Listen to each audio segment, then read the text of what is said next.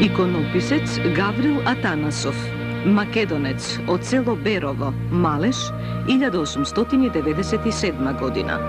Регистрираме надпис на иконата Свети Јован Златоуст, изработена на плех на јужната олтарска врата во манастирот Свети Архангел Михаил во Берово.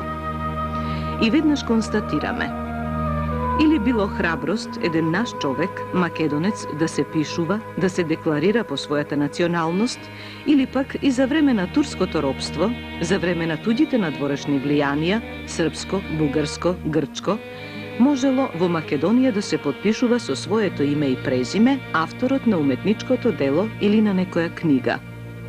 Но тоа да го оставиме да го анализираат нашите историографи. Наша цел во оваа емисија е да разоткриеме кој е Гаврил Атанасов од Берово.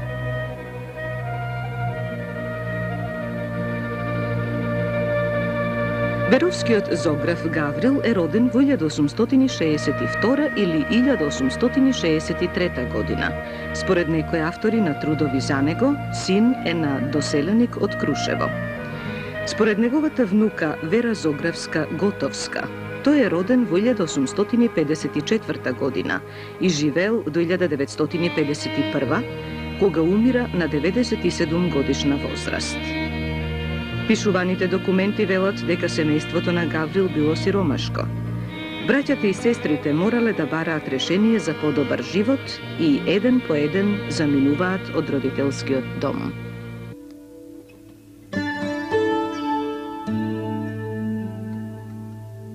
Младиот Гаврил, кога наполнил 18 години, заминува за Светагора, каде што бил неговиот брат Христо, во рускиот манастир Свети Пантелејмон.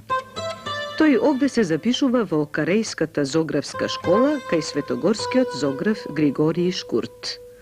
Но долго време морал да му слугува, да му ги чисти просториите, да му прави ручек и слично, наместо да го изучува зографскиот занает.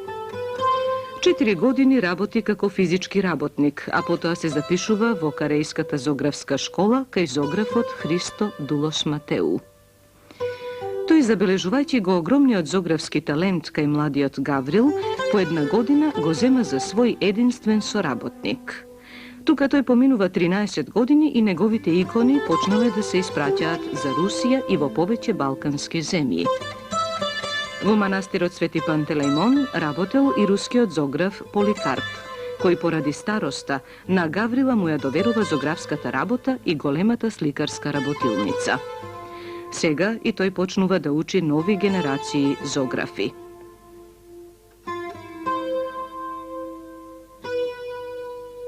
Како и секој млад човек, така и Гаврил копнае по својот роден крај, по саканите. Тој ја сака момата Марија, за која подоцна се оженува, а народот по тој повод испеал и една народна песна што денес се пее. Маце Марие, бела Беровко, жени се маце, мен ме не чекај, јас ќе си стана млади калуѓер.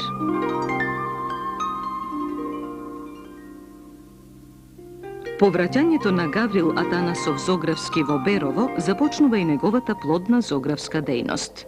Со неговиот подпис се среќаваат иконите и иконостасите во повеќе цркви и манастири во родниот град Берово, потоа во Софија, Русија, Ќустендил.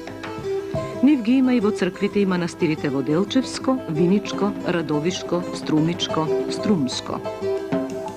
Според нецелосните податоци, неговите вредни икони ја надминуваат бројката од 300 икони. Тој успел да ја всади љубовта кон овој занает и кај неговите деца.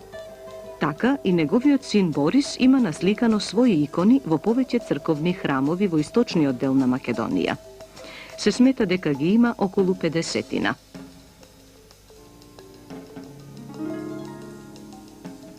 Но дали сликарската традиција од Гаврил, беровскиот зограф, и натаму продолжува?